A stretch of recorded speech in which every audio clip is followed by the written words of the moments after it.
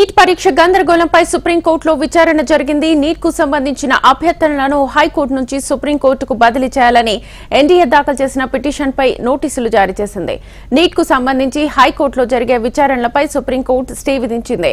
Counselling ఆపేది లేదని supreme court తేల్చి చెప్పింది. కాగా తదుపరి విచారణను జూలై 8వ తేదీకి వాయిదా వేసింది న్యాయస్థానం.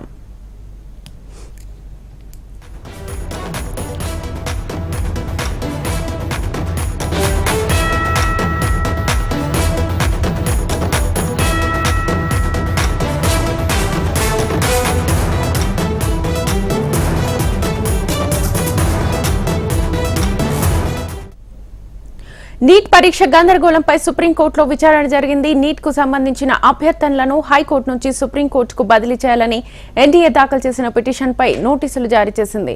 నీట్ కు సంబంధించి హైకోర్టులో జరిగే విచారణలపై సుప్రీంకోర్టు స్టే విధించింది.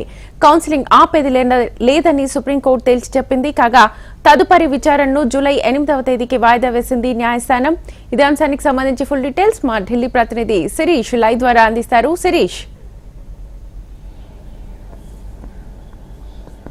శ్వేత, నీట్ పేపర్ లీక్ వ్యవహారం పైన సుప్రీంకోర్టులో ఈరోజు విచారణ అనేది కూడా జరిగింది. నీట్ 2024 పరీక్ష మే 5వ తారీఖున దాదాపు 4500 పైగా సెంటర్లలో దేశవ్యాప్తంగా పరీక్ష అనేది కూడా జరిగింది. దీనిపైన రిజల్ట్స్ అనేవి కూడా వచ్చిన తర్వాత పేపర్ లీకేజ్ వ్యవహారం అనేది కూడా తెరపైకి వచ్చింది. పేపర్ను పూర్తిగా రద్దు చేయాలి, మళ్ళీ పరీక్ష అనేది కూడా నిర్వహించాలి.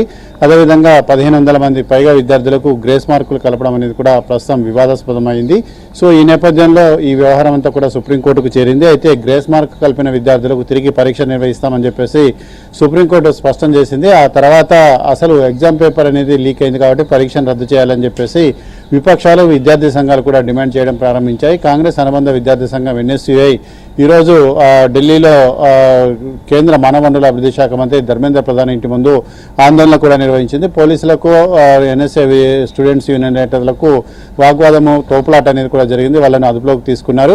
అయితే దేశవ్యాప్తంగా కూడా నీటి పరీక్షను రద్దు చేయాలని చెప్పేసి కూడా డిమాండ్లు అనేవి కూడా వినిపిస్తున్నాయి. ముఖ్యంగా బీహార్, హర్యానాలో ఈ పేపర్ అనేది కూడా లీక్ అయిందని చెప్పేసి ఆరోపణలు అనేవి కూడా వినిపిస్తున్నాయి. ఈ నేపథ్యంలో బీహార్లో పోలీసులు ఇప్పటికే అంతర్గతంగా విచారణ అనేది కూడా ప్రారంభించారు.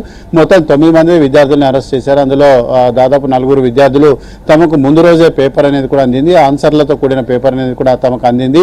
తమను ఒక దగ్గర ప్రత్యేకంగా ఉంచి ప్రిపేర్ చేయించారు, ఎగ్జామినేషన్ సెంటర్ల దగ్గర కూడా తీసుకొచ్చి దించారని చెప్పేసి కూడా పోలీసులకు వాంగ్మూలం అనేది కూడా ఇవ్వడం జరిగింది. కొద్దిసేపు క్రితమే బీహార్కి సంబంధించిన డిప్యూటీ సీఎం దీనిపైన మీడియా సమావేశాన్ని కూడా నిర్వహించారు. అసలు ఇదంతా కూడా ప్రస్తుతం రాజకీయ రంగు పులుముకుంది. అంటే ఈ నీట్ పేపర్ లీకేజ్ వ్యవహారం వెనుక రాజకీయ ప్రమేయం అనేది కూడా ఉంది. బీహార్లో ప్రధాన ప్రతిపక్షమైన ఆర్జేడీ ప్రమేయం అనేది కూడా ఉంది అని చెప్పేసి కూడా ప్రధానంగా అధికార పార్టీ ఆరోపిస్తోంది.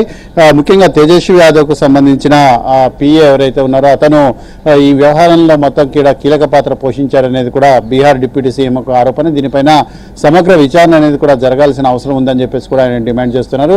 సో ఇటువంటి పరిస్థితుల నేపథ్యంలో పేపర్ ఎగ్జామినేషన్ క్యాన్సిల్ చేయడానికి సుప్రీంకోర్టు నిరాకరించడం జరిగింది. తదుపరి విచారణను 8వ తారీఖు వాయిదా వేశారు. మరి 8వ తారీఖు దీనిపైన కోర్టు ఎటువంటి నిర్ణయం తీసుకుంటుంది అనేది కూడా చూడాలి.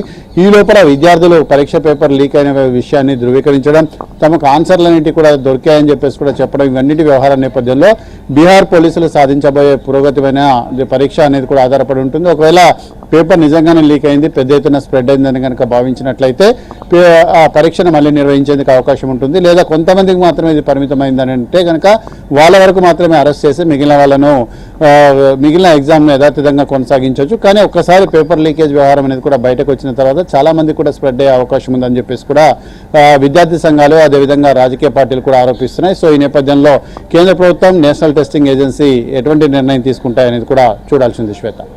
Right Shirish, thank you.